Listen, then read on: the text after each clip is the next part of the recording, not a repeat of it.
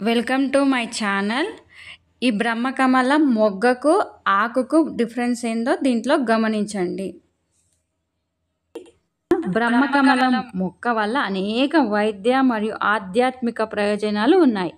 ఈ మొక్క యొక్క పువ్వులు, ఆకులు మరియు కాండము దగ్గు, జలుబు, కాలేయ సమస్యలు, చర్మ వ్యాధులు మరియు గాయాలు నయం చేయడానికి ఉపయోగిస్తారు. ఆధ్యాత్మికంగా ఇది ఇంట్లో పవిత్రతను తెస్తుంది, ధ్యానానికి సహాయపడుతుంది మరియు సుగంధ చికిత్సలో ఉపయోగపడుతుంది. ఇక వైద్య ఉపయోగాలు ఏ రకంగా ఉంటాయంటే అంటువ్యాధులను నివారిస్తుంది. అది ఎట్లా అంటే బ్రహ్మకమలం యాంటీసెప్టిక్, యాంటీ బ్యాక్టీరియల్ మరియు యాంటీ ఫంగల్ గుణాలను కలిగి ఉంటుంది. ఇవి శరీరంలో అంటువ్యాధులను నివారిస్తాయి. ఇంకా శరీరానికి ఎట్లా టానిక్ లాగా పనిచేస్తుందంటే ఇది శరీరాన్ని బలోపేతం చేస్తుంది, రక్తహీనతను నయం చేస్తుంది మరియు జీవక్రియను మెరుగుపరుస్తుంది. ఇక చర్మ సమస్యలను ఏ రకంగా తొలగిస్తుందంటే చర్మ వ్యాధులైన ఎగ్జిమా మరియు సోరియాసిస్ను నయం చేయడానికి, అలాగే కాలిన గాయాలను మరియు ఇతర గాయాలను మాన్పించడానికి ఇది సహాయపడుతుంది అన్నమాట. ఇక శ్వాసకోశ సమస్యలను ఏ రకంగా నయం చేస్తుందంటే శ్వాసకోశ సమస్యలు అంటే ఏంటంటే జలుబు, దగ్గు వంటి శ్వాసకోశ సమస్యలు నివారించడానికి ఇది ఒక సమర్థవంతంగా పనిచేస్తుంది అన్నమాట. ఇంకా కాలేయానికి ఎలా ఉపయోగపడుతుందంటే కాలేయ ఆరోగ్యాన్ని మెరుగుపరచడానికి మరియు పునరుత్పత్తి పెంచడానికి ఉపయోగిస్తారనమాట.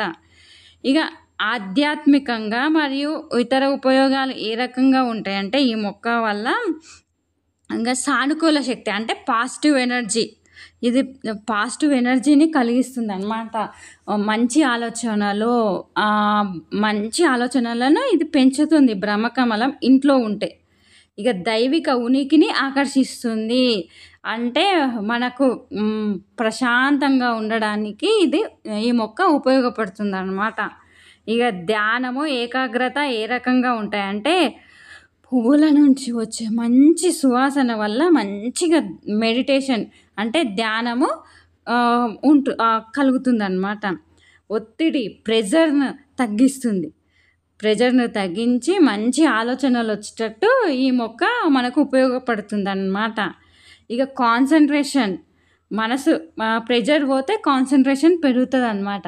దేనిపైన ఫోకస్ చేసినా కానీ మనకు కాన్సన్ట్రేషన్ పెరుగుతుంది అన్నమాట.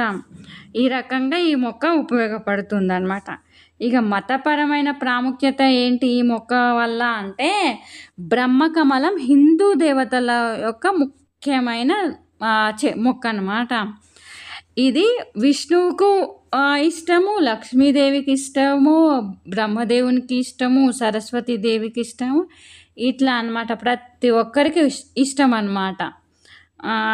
ఇది ఇంకా దీని గురించి ఏంటంటే ముఖ్యమైనది బ్రహ్మకమలం అనేది ఒక సక్యులెంట్ మొక్క, అందువల్ల దీన్ని జాగ్రత్తగా పెంచాలి.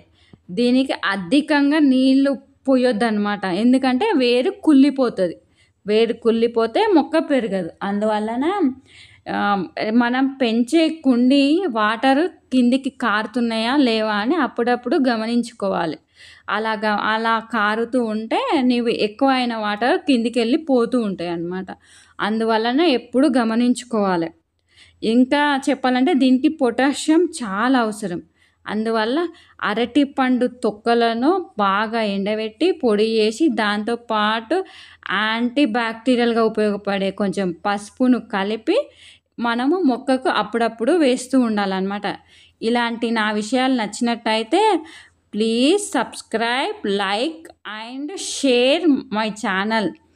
Thank you so much.